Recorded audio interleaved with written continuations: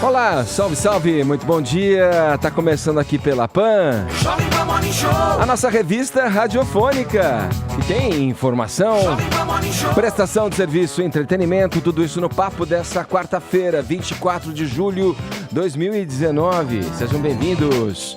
PF em ação. O que se sabe até agora sobre a prisão e a atuação das 4 pessoas suspeitas de hackear os celulares de Sérgio Moro e Deltan Dallagnol? Sob nova direção.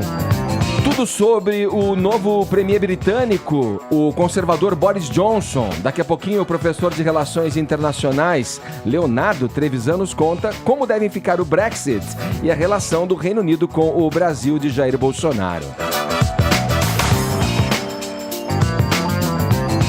Causando no Twitter, vejam vocês, jornalista Brito Júnior diz que heterossexuais viraram minoria e que o preconceito agora parte da nova maioria. Enfim, duro? Brincadeira, esses são alguns destaques do Morning Show, que tá só começando, e você aí é nosso convidado especial. Vem com a gente até às 11h30, a gente segue por aqui. Vamos lá, Vini. Tudo bem, Edgar? Muito bom dia. Cada um, hein? Cada um, hein? Vamos falar sobre isso ainda. Daqui a pouquinho. E muito mais, mas quero saber da nossa tag hoje. Porque o que tá repercutindo mesmo é o hacker, né, Edgar? Todo mundo tá recebendo agora ligação do mesmo número, né? Essa invasão aí no Telegram, no WhatsApp, enfim. E ontem teve a prisão aí de 4 suspeitos de invadirem os celulares do ministro da Justiça, Sérgio Moro, e também dos procuradores da Lava Jato. A gente já vai falar um pouquinho mais sobre este assunto, mas eu espero que todo mundo participe com a gente, fazendo referência então a toda essa história aí dos hackers. Vamos com a hashtag MorningAqui. Hashtag MorningAqui, você interage com a gente, participe e você pode ter a sua mensagem logo mais exibida aqui na tela do Morning Show. E a tua participação vai também pelo nosso WhatsApp. Fique à vontade para comentar aí as pautas do programa, os nossos assuntos. Mande aí pra gente uma mensagem em vídeo pro 11 931 17 1009, que é o nosso número. No mais, você pode nos acompanhar em imagem, sim. Vá até o aplicativo da Jovem Pan, se não tem ainda, baixe o vermelhinho da Jovem Pan, assim você pode levar a nossa programação para ouvir em qualquer lugar, a hora que você bem entender, tá bom? Também transmitimos pelo nosso canal no YouTube, youtube.com/morningshowjp, também em nosso portal jp.com.br e nas mídias sociais, estamos lá no Instagram e na nossa página do Facebook. Passe por lá, deixe o seu joinha que a gente fica feliz da vida, beleza? Todos convidados a passarem a próxima hora e meia colados aqui na PAN, porque o Morning tá só começando.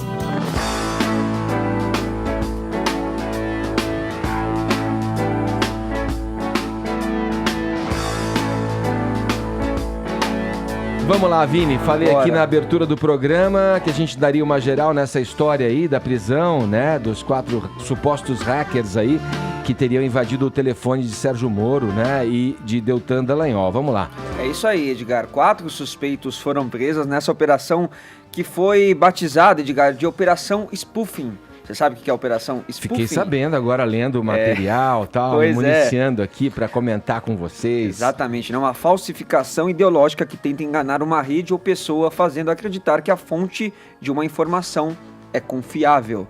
Então, a operação aí foi batizada de Operação Spoofing, prendeu 4 suspeitos em 3 cidades, São Paulo, Araraquara e também em Ribeirão Preto. Foram 11 ordens judiciais, 7 de busca e apreensão e essas 4 de prisão temporária, né? Essas ações foram determinadas pelo juiz da 10ª Vara Federal de Brasília, o Valisney de Souza Oliveira. Então, Edgar, foram 3 homens presos e uma mulher. Então, em São Paulo foi preso um casal, o Gustavo Henrique Elias Santos e a Suelen Priscila de Oliveira.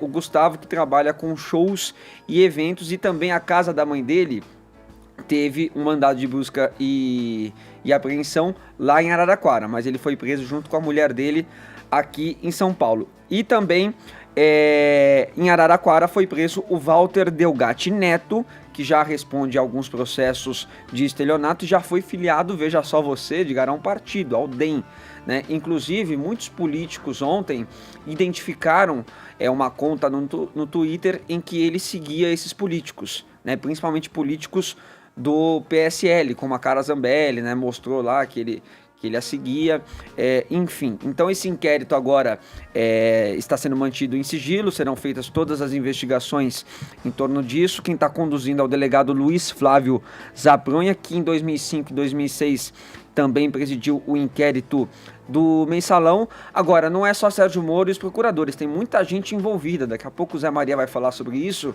Edgar, que é uma operação muito mais abrangente aí em torno do que a Polícia Federal indica ser aí uma organização criminosa para crimes cibernéticos, né? Inclusive tem a investigação agora aí também aberta já para investigar a invasão ao celular do ministro da Economia, Paulo Guedes, também a líder do governo no Congresso, a deputada Joyce Hasselmann. Então essa história vai render bastante ainda, Edgar. Vamos lá, repercutir, falar mais sobre o assunto, como isso caiu lá em Brasília, com Zé Maria Trindade, nosso correspondente na capital federal. Trindade, um quadro importante aí da oposição Jandira Fegali, até aventa a possibilidade de uma criação de uma CPI, né, em torno disso aí, tudo que está sendo revelado, está sendo mostrado através dessas investigações da Polícia Federal. Como é que isso repercutiu aí, Zé? Conta pra gente como essa notícia caiu aí para os dois lados, tanto para a situação quanto para a oposição. Bom dia.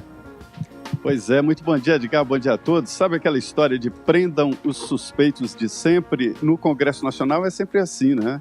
Quando um fato desse vem à tona, se pensa logo, vamos criar uma CPI. Este instrumento do Congresso Nacional caiu em desuso porque ele só funciona se houver um entendimento geral de governistas e oposição em investigar. Então, a deputada Jandira Fegali já está com o requerimento pronto, vai colher assinaturas e tentar criar esta CPI. Mas não é o objeto mais importante aqui. O senador Humberto Costa, do PT, ele ironizou, disse que se não havia preocupação com esse hackeamento de dados da Lava Jato, por que a preocupação agora, dizia ele. Mas olha, o mundo político ficou preocupado exatamente com o conteúdo desse vazamento, já que ninguém tem ainda dimensão exata de onde foram parar as informações. Mas há muito por aqui, deputados e senadores, Edgar, não confiam muito aí nessa área de comunicação não, viu? Nem em telefone, muito menos em mensagem. Na Câmara dos Deputados, a ideia geral é de forçar mesmo a investigação que ainda ninguém sabe.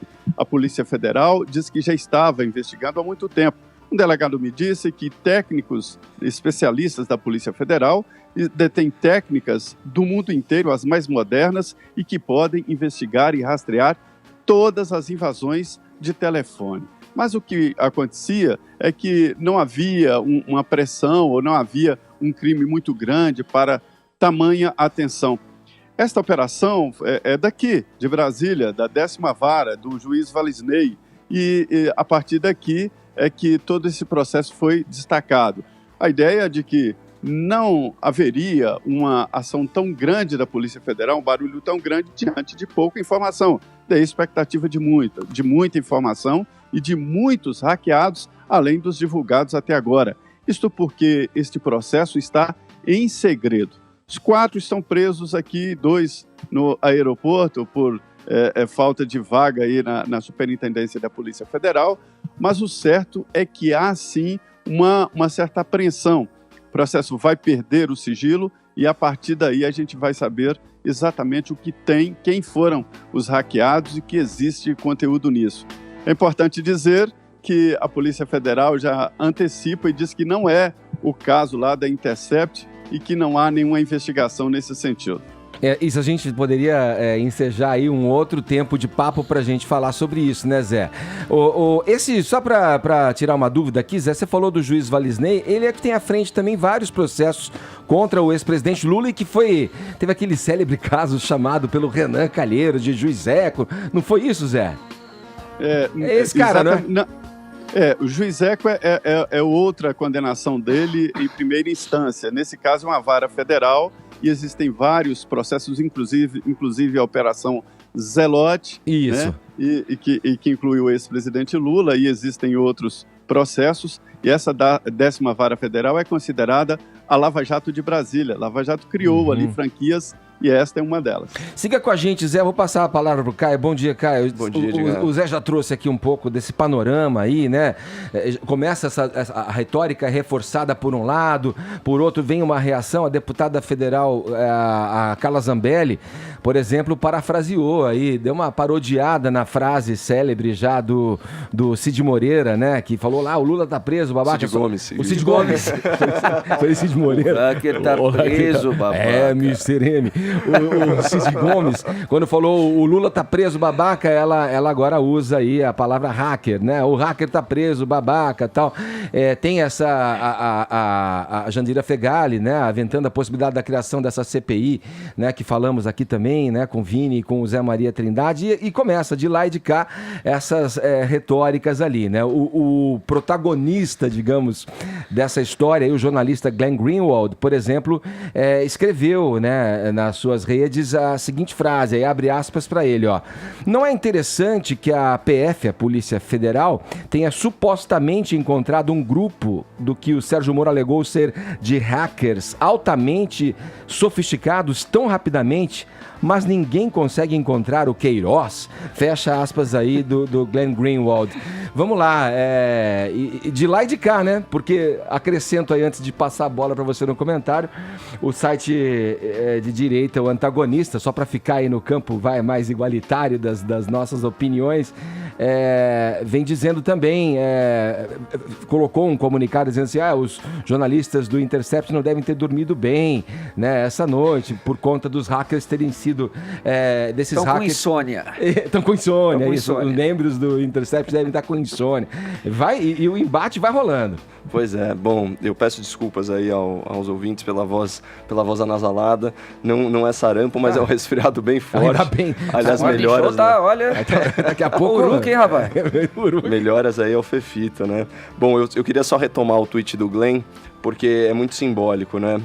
Não é interessante que a PF tenha supostamente encontrado um grupo do que Moro alegou serem hackers altamente sofisticados tão rapidamente, mas ninguém consegue encontrar o Queiroz? Então, sobre essa manifestação do ativista Lula Livre Glenn Greenwald, tenho duas observações. Primeira, a Polícia Federal encontrou esses suspeitos de fato, né? O advérbio supostamente, ele se aplica à veracidade duvidosa dos conteúdos publicados pelo Intercept, né? Que já cometeu aqueles erros grosseiros que a gente comentou, né? De transcrição, de edição e até mesmo de atribuição de autoria e datação. E isso tudo sem submeter o arquivo original à perícia. Portanto, algumas dessas supostas mensagens podem muito bem ser a fraude da fraude.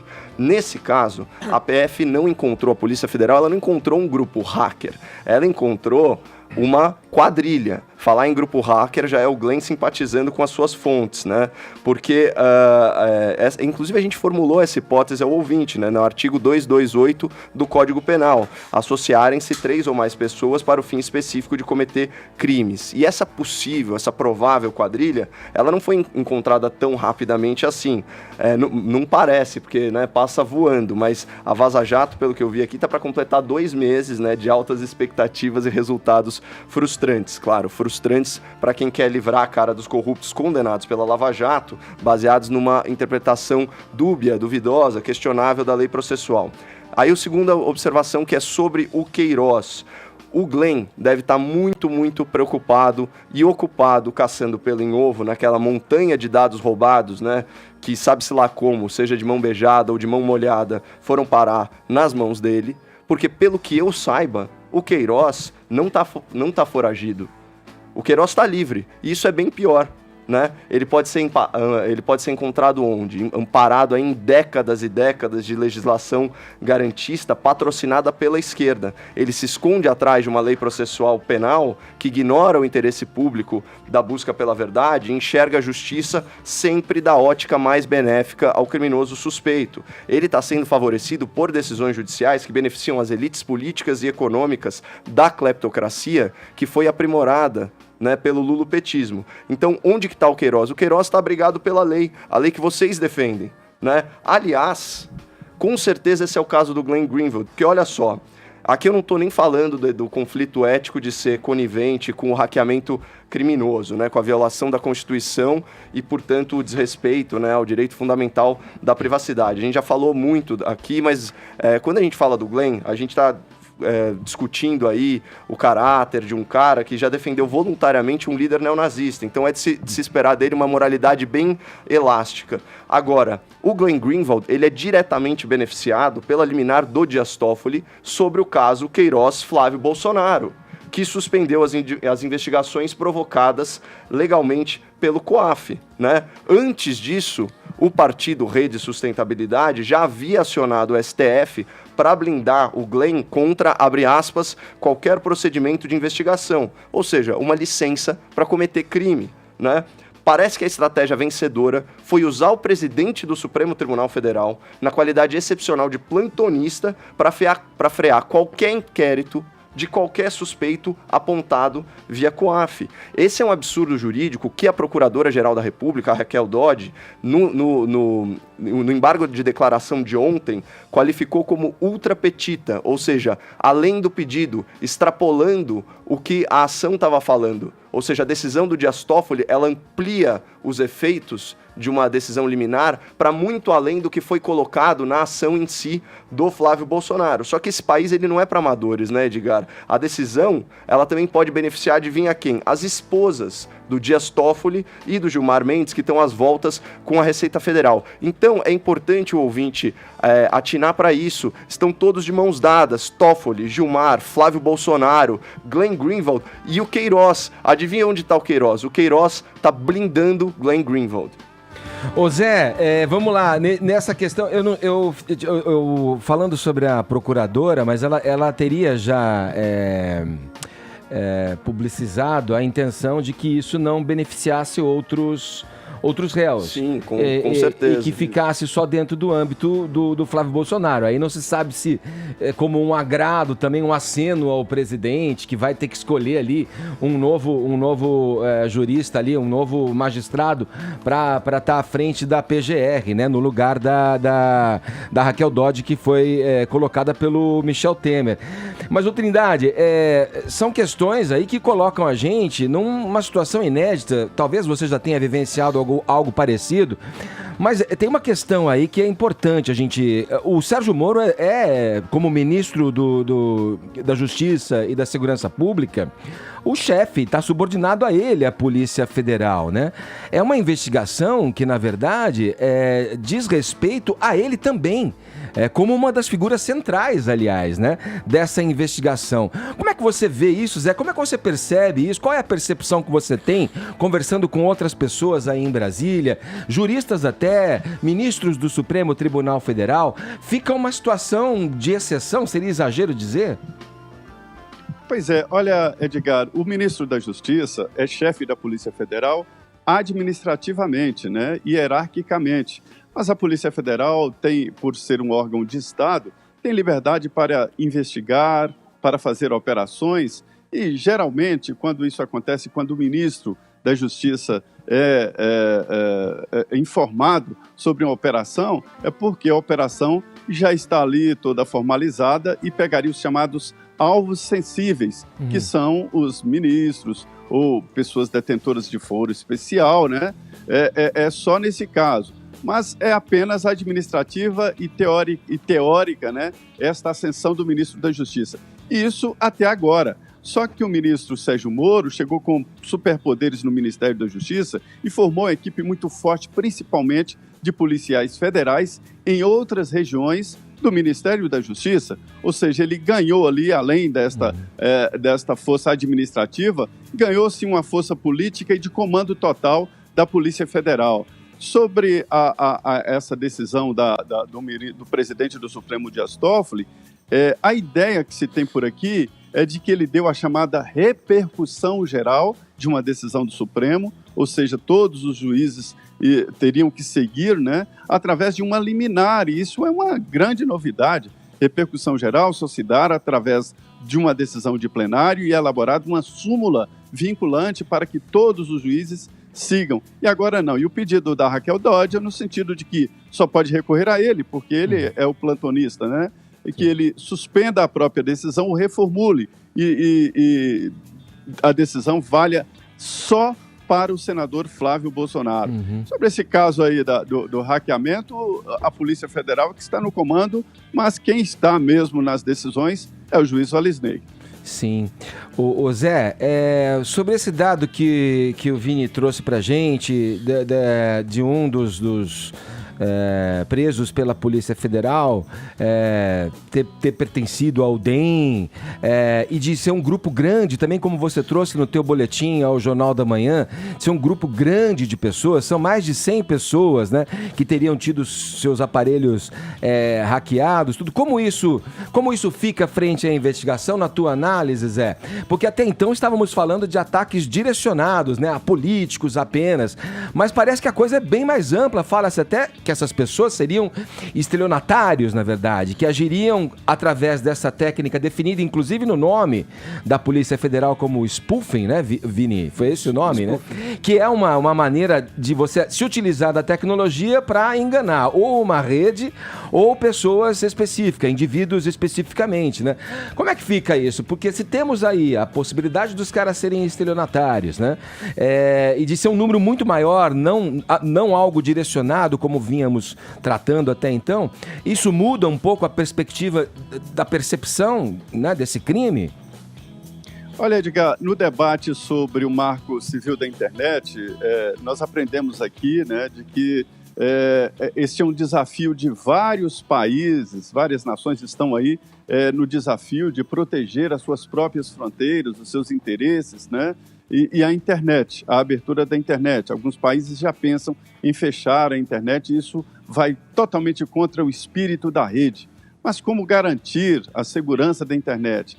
E também aprendemos que, apesar dessa ideia de que trata-se de um território sem lei, sem comando, na verdade não. Quem faz uma invasão assim deixa rastros, deixa pegadas. E a Polícia Federal, como disse, está instrumentalizada tanto tecnicamente como em softwares para ir atrás. Então não é uma terra sem lei. E o desafio agora é estabelecer uma conexão entre os quatro. Não ficou claro essa conexão. Sim. E já se sabe que os objetivos eram múltiplos mesmo, até tentar tirar dinheiro de cartão de crédito de alguns, né, desses alvos. Sim. Aí.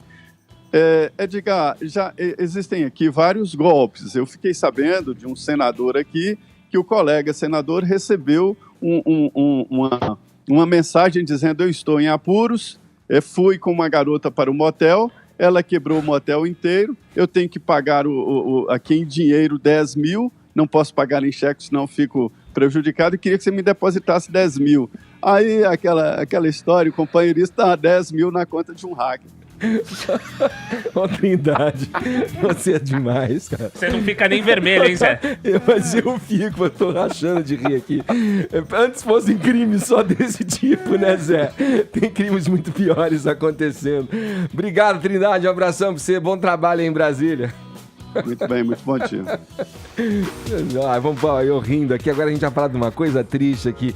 O corpo do jornalista esportivo Juarez Soares está sendo velado no cemitério da Consolação, em São Paulo. Ele morreu ontem aos 78 anos. Vamos acompanhar aqui a reportagem feita pelo nosso colega André Ranieri.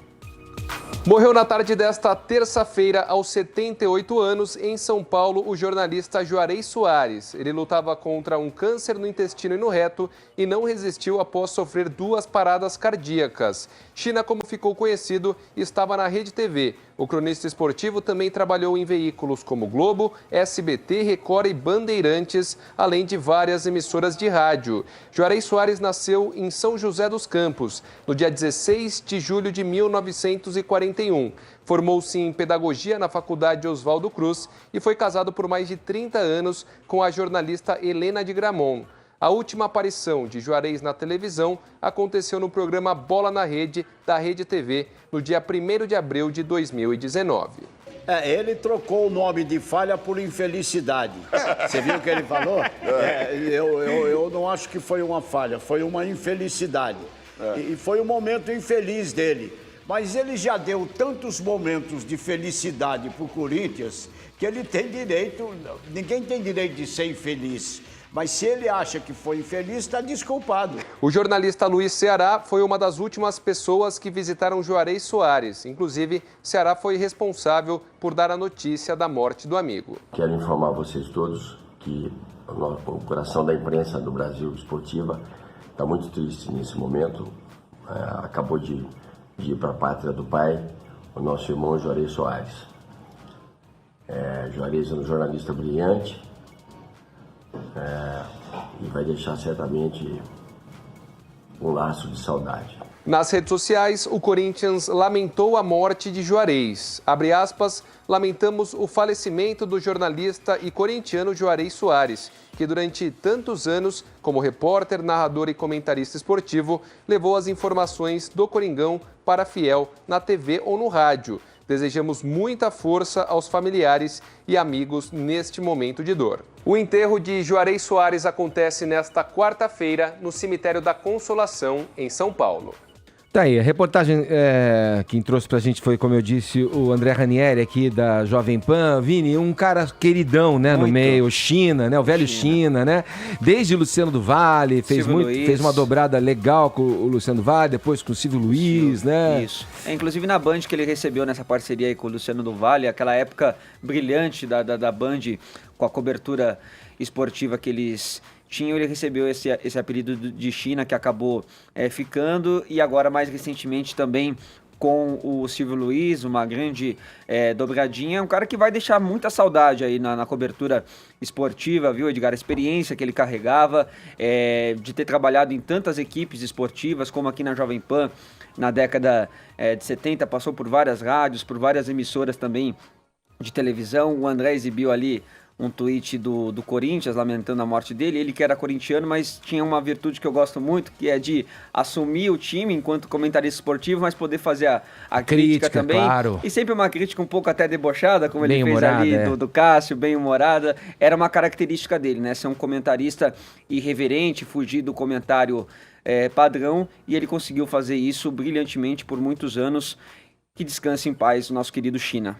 O comentarista raiz, né, Vini? Sim. Como costuma se dizer, né? Um cara de campo, né? Com uma vivência muito, muito grande no futebol e que levava esse jeito popular de falar, né? Esse estilo de comunicação simples e que chegava direto no torcedor, né? Exatamente. Quem ouvia o China sempre gostava dos comentários dele. Eu cresci ouvindo muitas transmissões com ele, fim de jogo, enfim, tanto no rádio quanto na televisão. É uma perda muito grande que teve aí o jornalista esportivo ontem. Isso aí, agora 10 horas 30 minutos, horário de Brasília.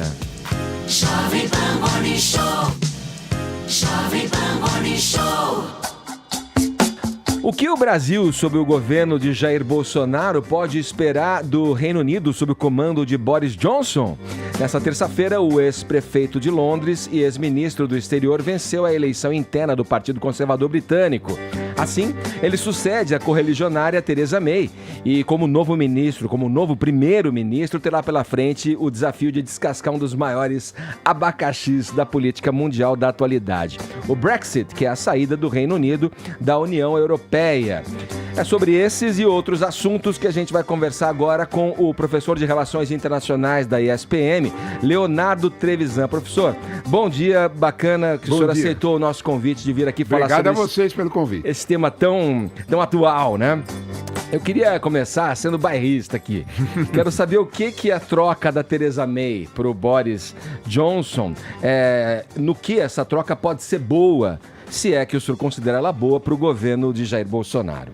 Olha, primeiro de tudo, né? Se eles vão sair de lá da amizade com a União Europeia, eles vão precisar procurar outro fornecedor, né? Então não há dúvida nenhuma que sobra algum espaço para a gente, né? Então, o primeiro motivo é exatamente esse. Agora, como é que a gente vai usar esse espaço, né? Eu tive acesso a uma pesquisa do Instituto Halle, que é um instituto alemão, que analisa exatamente cenários de substituição de comércio, né? Analisa mais de 40 países. E ele já percebeu que, no caso específico do Brasil, quando você faz uma relação entre aquilo que a gente já negocia com a União Europeia, né, e aquilo que a União Europeia vai perder, nós estamos falando da terceira economia dentro da União Europeia que vai sair do bloco. Né? Aquilo que a União Europeia vai perder porque a Inglaterra, o Reino Unido, é melhor falar desse termo porque isso é melhor, são 4 países. Né? Aquilo que o Reino Unido vai sair já vai implicar diretamente num impacto em vários produtos, numa cadeia de produção que a gente serve para a União Europeia. Em outras palavras, a Europa vai comprar menos da gente, porque a Inglaterra vai comprar menos da Europa. Né? Já tem uma medida desse cenário, o pessoal é rápido, né? E essa medida já implica num impacto direto entre 5 e 10 mil empregos aqui no Brasil. Mas, professor, deixa eu entender melhor aqui, eu não sei se ficou claro para o ouvinte também, é o seguinte, com agora essa via já estabelecida nessas novas negociações já definidas entre o Mercosul e a União Europeia, e se a Inglaterra vai precisar, vai prescindir de novos, não vai poder prescindir de novos fornecedores, né? Parece-me que, de uma maneira simples aqui, superficial, como eu estou enxergando, vai ser bom, de qualquer maneira, para o Brasil. Não há dúvida nenhuma que será bom em um futuro mais ou menos de médio prazo. No instantâneo, nós vamos sofrer o que todo mundo vai sofrer. Não é? Porque nós temos cadeias de comércio organizadas. Sim. Ou, em outras palavras, nós já vendemos muita coisa para a União Europeia, que repassa para o mercado inglês. Sim. Nós vendemos no contexto, carne, por exemplo. Sim. Nós vendemos no contexto da União Europeia, que leite em pó. Nós vendemos nesse contexto. A Inglaterra, se acontece um Brexit duro, dia 31 de outubro, os caminhões que embarcam naquelas barcaças do Canal da Mancha, dia 31 de outubro estanca. Estancar quer dizer o seguinte, voos entre Londres e Paris. Sim. Vai ter problema. Nesse processo, todo aquele comércio que nós já empreendemos com a União Europeia terá um impacto de uma diminuição do comércio da União Europeia com a Inglaterra. É isso que foi medido. Sim. É esse impacto instantâneo já no próximo trimestre. É claro que no processo de mais médio e longo prazo, abre um espaço para uma negociação bilateral. Isto é, Brasil e Inglaterra direto. Pode abrir? Pode. Isso será instantâneo? Não será. Professor... Nós recebemos há 3 meses atrás uma comissão de empresários britânicos já de olho nesse processo. As negociações se iniciaram. O senhor falou de uma data-chave, né, que é 31 de outubro. Sim.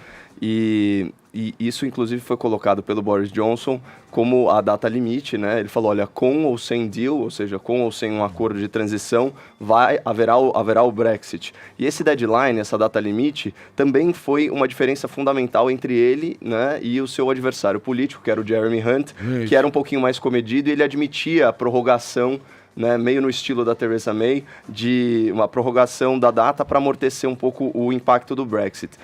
O senhor acha que essa era daquelas situações em que as pessoas simplesmente querem resolver o problema de uma vez, mesmo que isso implique em consequências maiores? E o que seria melhor? Fazer um Brexit sem deal ou admitir mais alguma prorrogação? Olha, a tua pergunta é básica, porque a tua pergunta remete a algo que nós estamos esquecendo. Um pouco a mídia deixa isso de lado, né?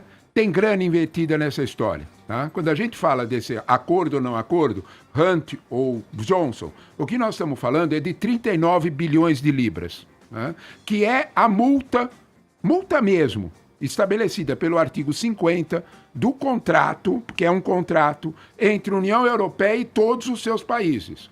O pedaço que a Inglaterra vai pagar disso são 39 bilhões de libras, e isso é mais ou menos instantâneo. É uma punição, fora as punições comerciais.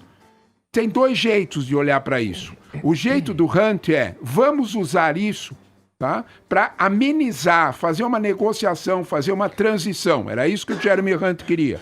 Jeito do Boris Johnson, vamos usar isso como moeda de troca. Nós pagamos, sim, desde que vocês façam uma negociação com a gente para que nós continuemos na União Aduaneira conforme seja a nossa visão de mundo. 2 jeitos de ver a história. O que tem no meio dessa história? Dinheiro. Não adianta a gente esconder essas coisas, né? Porque o que nós estamos falando não é só de uma visão ideológica, nós estamos falando de comércio. Né? Professor, desculpa interrompê-lo, mas já aproveitar, antes de passar para o Vini aqui, me surgiu uma dúvida enquanto o senhor falava com relação ao que está em jogo, dinheiro. Mas o dinheiro muitas vezes é definido pela política. Com certeza. E como é essa política frente a uma figura como o Boris Johnson agora, que é uma figura conservador, inclusive até apelidado de o Trump... O Trump europeu. Europeu, quer dizer, um cara protecionista ali. Sim. Como é que vai ficar definida esse dinheiro que está em jogo? Na verdade, é o dinheiro, como você disse, nas relações comerciais entre as nações, entre os blocos e tal. Como é que vai ficar frente a uma política mais austera, mais protecionista, talvez, na minha cabeça, penso aqui, defendida pelo Boris Johnson? Olha, você tocou no ponto central, né? É dinheiro que está em jogo, mas existem diferentes formas de ver esse dinheiro. Tem gente que diz o seguinte: eu prefiro perder o dinheiro e manter meus princípios. Eu prefiro perder dinheiro e manter meu modo de ver o mundo.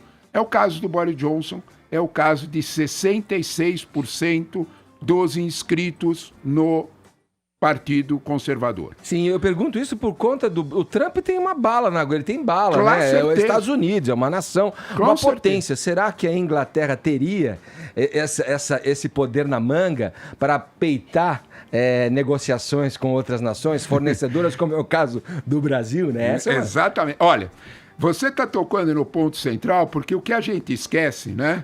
É que desde o Talleyrand, lá no 18, o ministro francês lá atrás, né? Ele fez uma frase que é eterna: nações não têm amigos, nações só têm interesses, né? Não há dúvida nenhuma que o Trump vai sentar na mesa para negociar com os ingleses, sabendo que os ingleses estão numa posição de fragilidade, e vai cobrar. Não esquece, não adianta nós pensarmos que há uma identidade ideológica. Tudo bem, identidade ideológica, mas quando chega no bolso a conversa é outra, né?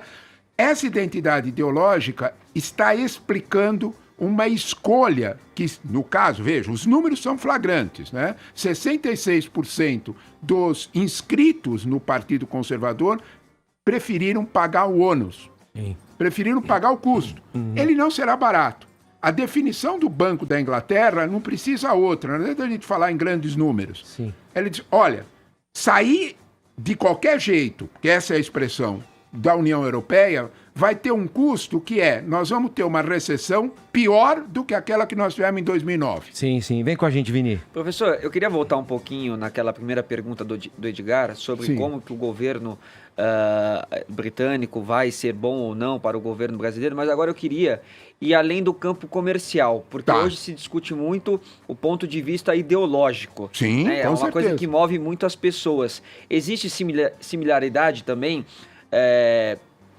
do Boris Johnson com o Bolsonaro neste campo ideológico, também com o Trump? Isso é verdade, não é? Imediatamente após a escolha, a definição, ontem ao meio-dia, não é? O primeiro presidente que cumprimentou o vitorioso Boris Johnson foi o Donald Trump. O segundo foi Jair Bolsonaro. Isso quer dizer alguma coisa, não é? É evidente que nas relações internacionais essa velocidade no agreement, essa velocidade na concordância tem um significado. É lógico que a diplomacia brasileira, a nova chancelaria brasileira, aproveitou essa velocidade, não ultrapassou os limites de permitir a chegada primeira do Trump, mas usou isso como um sinal de proximidade. Se essa proximidade vai se transformar em negócios ou não, só pouco tempo dirá. Há, sim, uma identificação. A própria chancelaria brasileira em Londres tem já sinalizado uma proximidade com o grupo do Boris Johnson. Isso é indiscutível, né? Essa proximidade já se transformou em algumas negociações. Essas negociações são incipientes, como, por exemplo, a vinda, como eu comentei, há 3 meses atrás, de uma delegação bastante respeitável de empresários ingleses discutindo investimentos de olho no futuro. Onde nós vamos investir, aonde a Inglaterra mais precisa. De novo, agronegócio, isso é evidente. Né? Professor, agora, mas fale. Falando sobre as consequências políticas também do Brexit, tem um assunto que é muito interessante, que é a questão escocesa, né? Fundamental. A gente teve o referendo de 2014 e que foi, eu considero uma margem apertada, né? Que 55% dos escoceses optaram por ficar no Reino Unido, né? E depois, em 2016...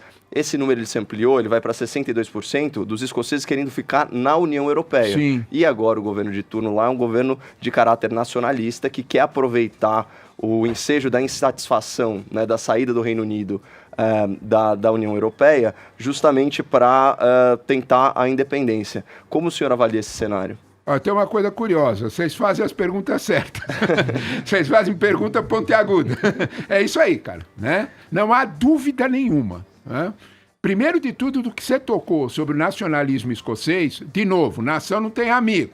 Né? A Escócia está de olho, a Irlanda está de olho, diz, bom, os nacionalistas nesses países também têm a mesma lógica, vamos cobrar. Né? O que tem para a gente olhar é a sutil, a muito curta maioria com que o senhor Boris Johnson irá governar. Né?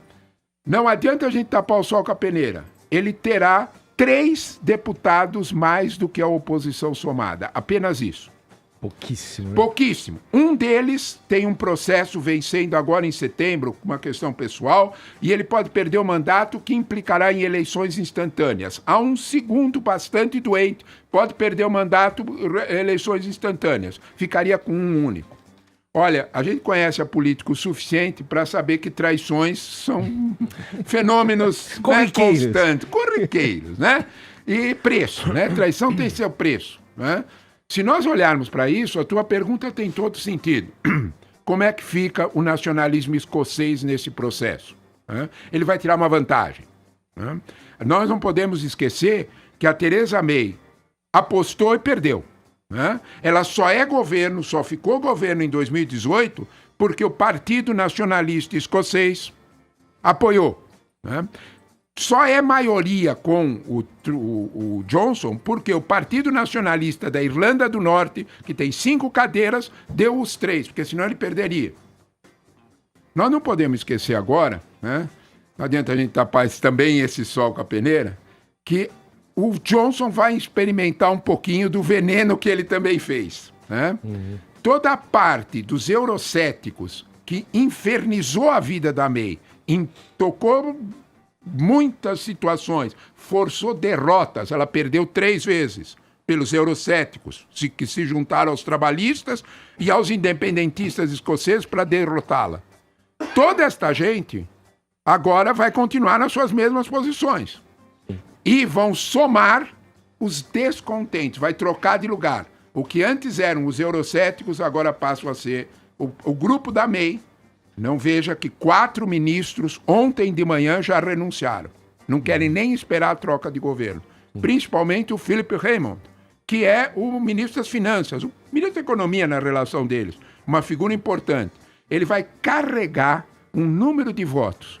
Não há dúvida nenhuma que os 2 primeiros meses desses 100 dias que ele tem para chegar ao acordo serão bastante tormentosos dentro do parlamento. Nunca podemos esquecer que o parlamento já votou 3 vezes a mesma decisão. Não aceitamos o Brexit duro, que é aquilo que o Johnson promete. Vocês têm razão de falar do Halloween.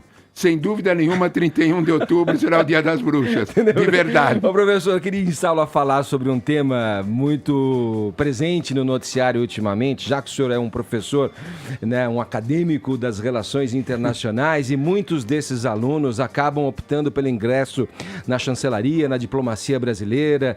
É um pré-requisito muito forte para você ingressar na escola no Rio Branco, no Instituto Rio Branco, no instituto que forma diplomatas, né? Enfim, tem essa questão muito polêmica envolvendo a indicação do presidente do seu filho com relação à embaixada nos Estados Unidos, um cargo estratégico, talvez dentro da chancelaria, o mais importante das relações, porque se trata de uma potência como os Estados Unidos.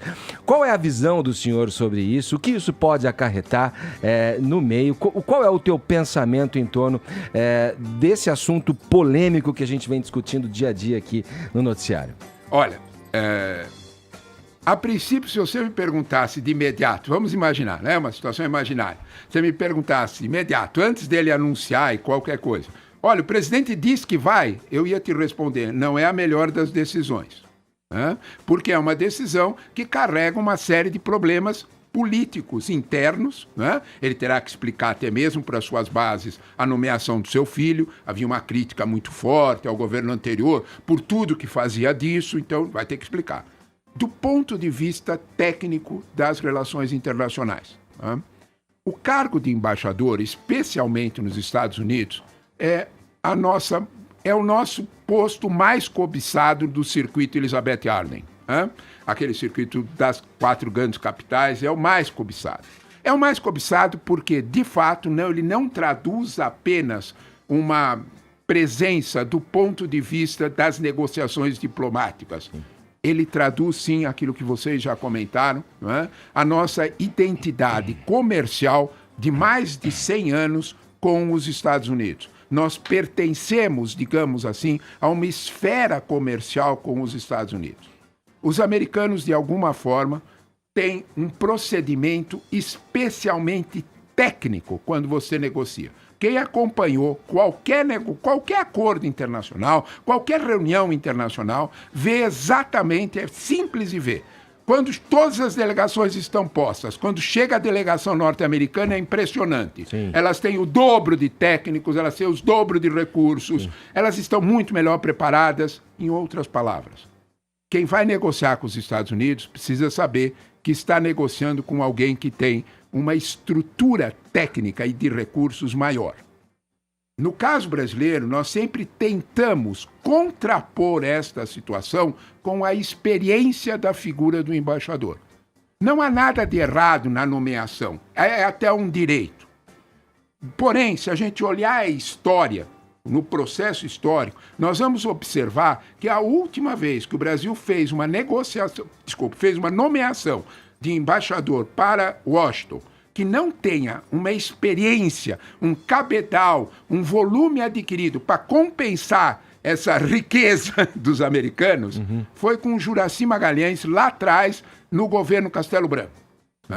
Porque depois disso nós percebemos a dificuldade desse processo de negociação. Então tentamos contrapor a nossa menor recurso com maior experiência na figura do embaixador. É isso que fica uma coisa um pouco preocupante. Professor, eu queria falar com você agora sobre Venezuela, né? Tema sempre muito alarmante, e as autoridades americanas teriam informado o Nicolás Maduro de que ele teria pouco tempo no poder, mas até agora tem resistido, né, no poder. A que se deve esse tempo aí que o Nicolás Maduro tem resistido tanto tempo como presidente ainda da Venezuela? Olha, se alguma coisa eu aprendi observando esses últimos 30 anos, né, que eu estou tentando aprender alguma coisa com isso, né, presta atenção sempre no movimento do senhor Putin. Né? É indiscutível. Né? A garantia que a Venezuela tem não é venezuelana. Né? Nós todos sabemos, não há nenhum fato escondido, que o Putin colocou na Venezuela os mísseis S-400. Né? Isso desequilibra tudo. Né? Não adianta nós falarmos, desculpe se você me disser, professor, quer dizer que o senhor é da escola realista em relações internacionais? A vida me ensinou a ser. Né? De alguma forma, o que aconteceu, o que o general Mourão fez quando esteve em Bogotá, e todo mundo falava, vamos invadir a Venezuela, o que o general Mourão fez foi a mesma análise de recursos. Né? Os americanos estão dispostos a vir com a gente? Porque só eles têm força para isso. Nós não temos. O próprio presidente falou isso. Nosso exército não tem instrumento para... Nós não temos instrumento. A realidade é esta. Né? Então, de alguma forma, quando você olha para a sobrevivência do governo Maduro, em que 80% da população depende, vamos falar português claro, de cestas básicas do governo para comer, porque o salário mínimo compra menos do que 1 quilo de frango. Facilmente vamos ver que está tudo errado. Né? Nós estamos lendo que está tudo errado, e a pergunta simples é, como se mantém? Se mantém pela força. Né? Nós temos inúmeros exemplos na história, inúmeros, não só os recentes, não, da Guerra Fria, inúmeros exemplos na história de que, vamos lá para o Império Persa, você vê isso aí acontecer. Né? De alguma forma é possível, pela força, a manutenção. Não é só a força. Nós temos aí um reequilíbrio nas relações internacionais que eu chamaria bastante atenção, que é, de alguma forma, nós não percebermos direito aquilo que o velho Henry Kissinger já tinha percebido. Nunca deixe que o rio Ussuri, a divisão entre China e Rússia, fique muito navegável. O que aconteceu na Venezuela é um exemplo do que aconteceu na Síria, é um exemplo do que aconteceu na Líbia. Né? Há um crescimento de um poder militar russo amparado por um brutal desenvolvimento chinês. Bom, o nosso tempo infelizmente terminou. Desculpe. Eu queria, não, mas foi muito elucidativa a conversa, professor. Aqui com a gente, Leonardo Trevisan, ele que é professor de Relações Internacionais da ESPM. Queria agradecer a conversa aqui nessa manhã. Aqui Eu no é que Morning agradeço o convite de vocês. Muito animada a conversa. Obrigado, professor. Agora, faltando 30 segundos para as 11, o horário é de Brasília. Jovem Pan Morning Show. Seguindo com o Morning dessa quarta-feira, vamos de volta à política. Após polêmica, o presidente Jair Bolsonaro vai ao Nordeste pela primeira vez. As informações chegam com o nosso repórter Afonso Marangoni. Na primeira visita ao Nordeste, após a polêmica envolvendo o uso do termo Paraíbas, o presidente Jair Bolsonaro disse nesta terça-feira amar os nordestinos e afirmou que faz um governo sem preconceitos. Não há divisões entre nós. Sexo, raça, cor, religião ou região. Somos um só povo, uma só raça. Eu amo o Nordeste. Afinal de contas, a minha filha tem em suas veias sangue de cabra da peixe. As declarações foram dadas durante evento de inauguração do novo aeroporto de Vitória da Conquista, na Bahia. O presidente vestiu um chapéu de vaqueiro, fez coração com as mãos, ergueu nos braços um homem com deficiência e mandou um abraço para os nordestinos e um beijo para as nordestinas. Não é para qualquer um esse trem na cabeça, não. Somos todos Paraíba. Somos todos baianos. O que nós não somos é aqueles que querem puxar para trás o nosso estado, o nosso Brasil. Aí nós não somos. Lamento não estar presente aqui o governador da Bahia. O novo aeroporto, batizado Glauber Rocha, em homenagem ao cineasta baiano, foi inaugurado em meio a uma disputa pela paternidade da obra entre o governador da Bahia, Rui Costa, do PT, e o presidente. Costa vetou a participação da Polícia Militar da Bahia na segurança do evento, alegando que o ato passou a ser exclusivamente federal e caberia à Polícia Federal garantir a segurança do presidente. Bora lá, Vini. Bom, tá aí a matéria do Afonso Marangoni. Teve até uma polêmica que até motivou aí um desafio proposto pelo humorista Gregório do Vivier. Que se deu mal, tá ok? O presidente Bolsonaro. Por quê, presidente? Ele quis me desafiar, né? Okay? E aí ele viu que não deu certo. Você tem sangue em cava da peste. É todo mundo Paraíba. Então, Edgar, o que aconteceu? Gregório do Vivier fez um desafio, propôs um desafio, sabendo que Bolsonaro estaria no Nordeste. Ele fez um tweet dizendo o seguinte: ô Jair Bolsonaro, tá chegando na Bahia. Diz que ama o povo nordestino, mas duvido que faça algum evento público. Diz que ama, mas sabe bem que não é correspondido. Não acredita no Datafolha. Não acredita no Datafolha? Ele perguntou. Prove sua popularidade na rua, dando um passeio entre os Paraíba. Duvido.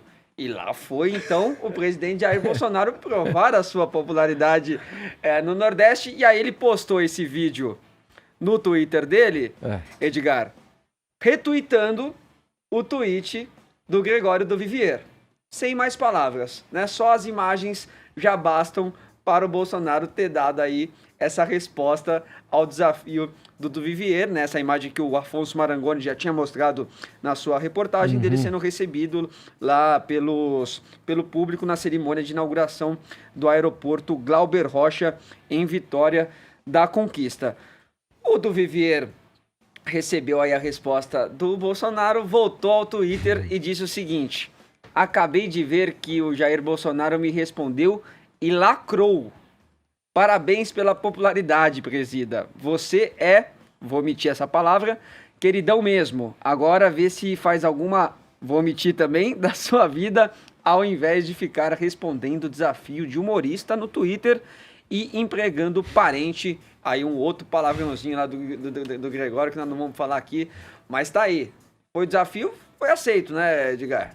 Foi aceito, ele foi lá, pô, Foi lá. na inauguração, embora o governador da Bahia não tivesse presente ali, nesse ato aí da inauguração, a gente pode ver as pessoas ali, né, Vitória da Conquista, né, Vini? Isso, exato. O aeroporto ali Glauber e os Rocha. simpatizantes do presidente ali com ele. Vamos para outra polêmica? Só fazer uma observaçãozinha sobre... Fechou essa, Vini? Fechou. Vai lá, Caio. Sobre essa visita, é que não foi só o Gregório que fez o desafio de popularidade, né? Tem uma frase do Rui Costa, né, governador da Bahia petista, ele diz o seguinte: se a pessoa está com tamanho receio popular porque ele está com uma alta taxa de reprovação, fique em seu gabinete, porque aí não dá para sair em lugar nenhum. A gente viu que essa narrativa não condiz com a realidade dos fatos. E até porque, né, isso a oposição está com muita dificuldade de entender. A base entusiasmada do governo Bolsonaro, ela está muito decantada, ela é muito sólida. O site antagonista, que você citou mais cedo, ele criou até uma expressão chamada efeito Verdevaldo, que é o seguinte: houve um aumento percentual muito significativo entre as pessoas mais escolarizadas e de maior renda a favor do governo Bolsonaro. Portanto, você tem as elites e os influenciadores, né, se movendo nesse sentido, e a aprovação do presidente entre aqueles que votaram nele é superior a 60%. Portanto, quem gosta do Bolsonaro gosta muito. E aí você tem esse fenômeno. Num país em que só 7% das pessoas confiam no Legislativo Federal e só 4% nos partidos políticos, isso é impressionante e dá muita força política, né? Agora, o que é importante falar aqui?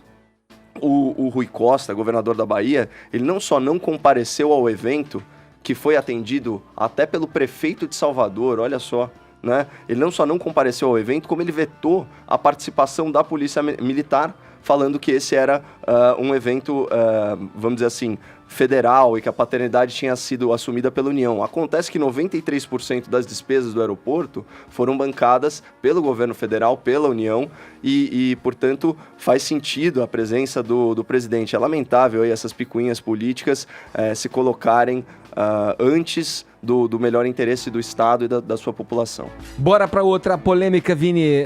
Me conta aí por que muita gente da comunidade LGBT aí tá furiosa com o apresentador Brito Júnior. Que Brito fez? Por onde anda Brito Júnior? Então, será que a geladeira congelou o cérebro de Brito Júnior? Onde ele anda? Tá fazendo algum não tá, canal? Não tá em nenhum canal. Não tá em YouTube? nenhum canal que eu saiba, né? Não, tá no Twitter. Tá no Twitter falando coisas, digamos, desagradáveis, viu, Edgar?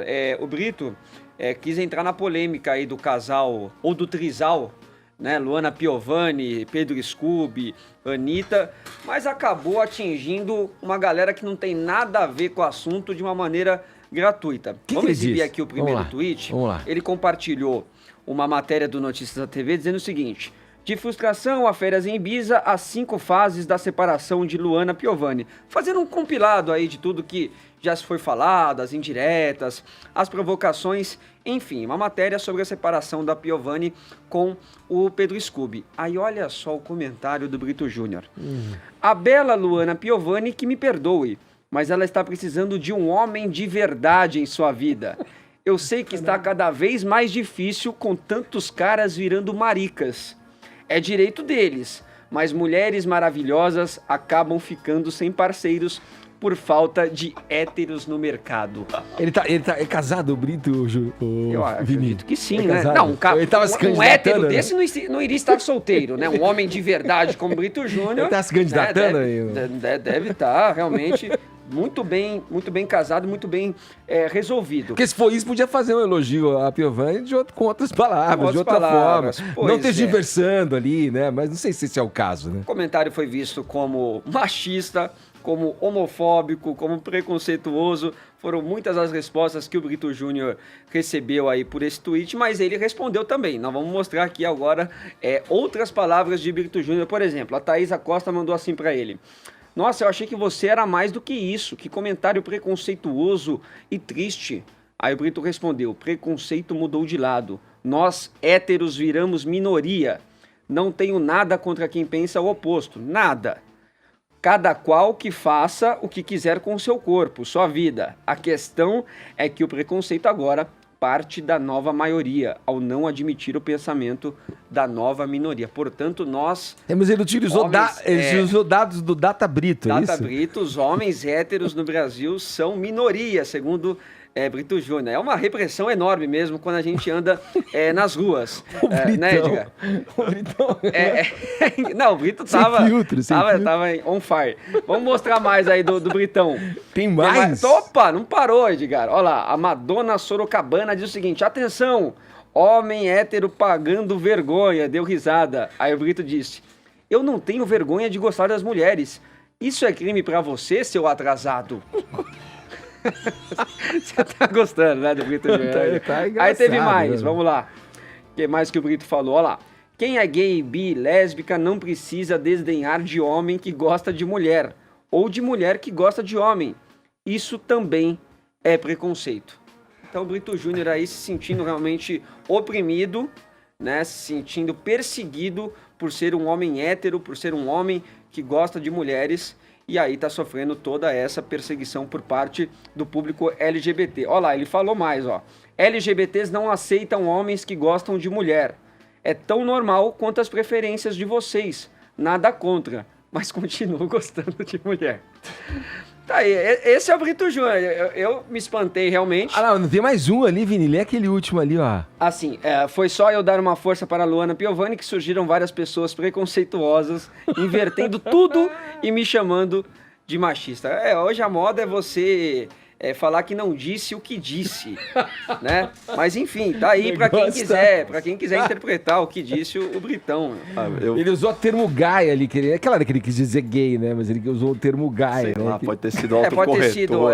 Pode ter sido um erro só. Não sei, eu acredito... É até difícil, né, cara? Nossa, eu acredito que não existe preconceito contra heterossexuais. Nós certamente não somos uma minoria. Agora, o que ele enxerga, provavelmente o Brito, o que se enxerga como discriminação contra o heterossexual é o fenômeno da hiperrepresentação da demografia LGBT. Então, o que é isso? A gente vive numa sociedade, a nossa sociedade, a sociedade contemporânea, ela preza, ela valoriza a diversidade. E os meios de comunicação, em geral, orientados aí por uma filosofia, por um viés um pouco mais progressista, eles avançam essa agenda de costumes em descompasso com a realidade social. Então, ao invés de você ter uma situação normal em que a demografia ela é representada conforme a sua aparição natural, né, orgânica na sociedade, você vai ter um destaque muito grande, né, para as questões envolvendo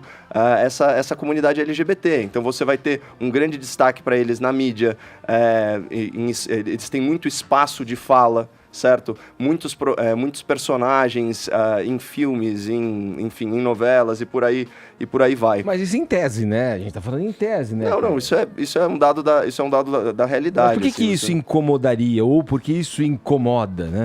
Aí vai do foro íntimo de cada um, né? Então, isso particularmente não me incomoda. Mas é que você colocou em bloco a mídia e tal. Eu acho que é uma coisa muito mais da individualidade mesmo, né? Não, mas é porque assim, se você verifica o que é a sociedade de fato e como ela é retratada pela grande mídia, existe de fato uma distorção que visa simplesmente normalizar condutas que setores da sociedade veem com muito preconceito. Isso não é necessariamente nem bom nem ruim, é uma forçação de barra em certa medida, né? Porque você trata de questões aí que não são tão comuns como se fossem mais comuns do que elas realmente são. Agora, o que não pode é no polo inverso, o cara se sentir ameaçado por isso, né? Ou falar em termos de que sofre preconceito por ser heterossexual. Isso também é uma distorção. Sim. Então, nem tanto ao mar, nem tanto à terra. Inclusive, Edgar, eu tô preocupado, porque a Suelen tá hoje aí pela Paulista, nós vamos se encontrar daqui a pouco, né? Minha esposa é digníssima. é a minha esposa. Eu não sei se eu já dou as mãos pra ela no meio da rua, né? Vai que eu apanho. Cuidado. Vai levar uma lampadada na cabeça. Não sei, pode ser, né? O que você pode apanhar é dela mesmo. Mais provável. Quem que tá aí pra dar a hora certa pra gente? Pô, faz tempo que não vem ninguém ilustrado aqui pra... Quem você gostaria? O Celton? O Celton, né? Celton, Eu tô preocupado com essa questão do hacker aí, viu? Já me ligaram também. Me ligaram com a minha própria voz. Eu não sei se era imitação ou se era eu mesmo. 11h19, horário de Brasília. Jovem Pan Morning Show. Vamos lá, meu rapaz, Vini Moura. Bora. Como é que está a nossa hashtag aí, #MorningAqui? Morning aqui em referência aos hackers, né, Edgar? Que a gente já falou aqui no início do programa sobre os 4 suspeitos de terem invadido os celulares do ministro da Justiça, Sérgio Moro, e também dos procuradores da Lava Jato. Então a gente fez essa hashtag Morning Aqui. A gente vai começar com a participação do Marcos Marques, que diz o seguinte: não entendo essa narrativa da Polícia Federal ao prender esses hackers, pois, entre aspas, para mim está muito claro que o Dallagnol, que teve as informações do celular vazado, pois ele é o único denominador comum entre as mensagens. Por que eles estão falando de hackeamento no celular do Moro? Hashtag Morning Aqui. Aqui cabe uma explicação, né, Edgar? Primeiro que ainda não se sabe se tem essa relação desses hackers que foram presos com as conversas vazadas pelo Intercept, e existe também o fato do ministro Sérgio Moro ter identificado ligações do número dele para o seu próprio celular, o que motivou a investigação. E o procurador Deltan não teria motivo nenhum para vazar essas informações, até porque elas envolvem um doxing, né, uma divulgação, inclusive do faturamento dele com palestras e questões relacionadas aí ao foro íntimo, a relação dele com a esposa e potenciais sócios, né? Não faz muito sentido. E a PF também disse que não há, até esse momento da investigação, nenhuma ligação detectada ali nas investigações entre uma coisa e outra. Exatamente. O Everton também comentou na nossa hashtag Morning Aqui, ele diz: das consequências mais perigosas provenientes da invasão de celulares de altas autoridades de Estado é justamente o vazamento de dados estratégicos sobre política internacional, mercado financeiro e até segurança nacional. Isso é muito grave. Outra interação na nossa hashtag Morning Aqui, do Luiz Gonzaga Filho, que fala o seguinte: alguém vai ter de desenhar, mas a gente segue tentando. Repitam conosco: hacker que invade celular é criminoso e precisa ser legalmente punido. Jornalista que publica informações fornecidas por hacker não é criminoso se não encomendou o hackeamento. Esse último ponto é muito importante, se não encomendou o hackeamento. Agora, esse é um conceito que pode ser muito elástico. Por exemplo, você financiar a vinda do hacker até a sua cidade, você abrigá-lo, ou seja, de certa forma, você contribuir para que a transmissão dessa informação seja feita financeiramente, já pode colocar aí quem vaza a informação como cúmplice. E uma última participação também do Luiz Felipe, hashtag Morning Aqui. Alguns vão falar que essas 4 prisões chegarão no Greenfield. Outros falarão que o governo está prendendo mais pessoas de forma injusta, além do Lula. E eu prefiro assistir a guerra de narrativas com muita pipoca, Doritos e Coca-Cola. Acho que é a melhor opção de todas mesmo, não é, meu caro Edgar Tripoli? Vamos lá, aqui pelo WhatsApp, mandaram mensagens em vídeo também pra gente, pelo 11 931 7009. O tema era aberto, livre, para as pessoas comentarem o que elas bem entendessem hoje. Vamos lá, pode soltar pra gente aí, Murilo. Morning a todos da PAN. Depois dessas declarações do presidente com relação ao Nordeste, descobri que sou vítima de preconceito, não pelo presidente, mas pelos meus demais compatriotas nordestinos, né? Descobri que no baiano não gosta de ser chamado de paraibano, nem o cearense, né? Já que não me importo de ser confundido com baiano ou com qualquer outra pessoa de qualquer outro estado dessa grande nação. Porque antes de ser paraibano, eu sou brasileiro. Um abraço e abaixo o preconceito. Bom dia, pessoal do Morning Show. Aqui é Vinícius, estou falando da Flórida, West Palm. A respeito do comentário do Brito Júnior hoje,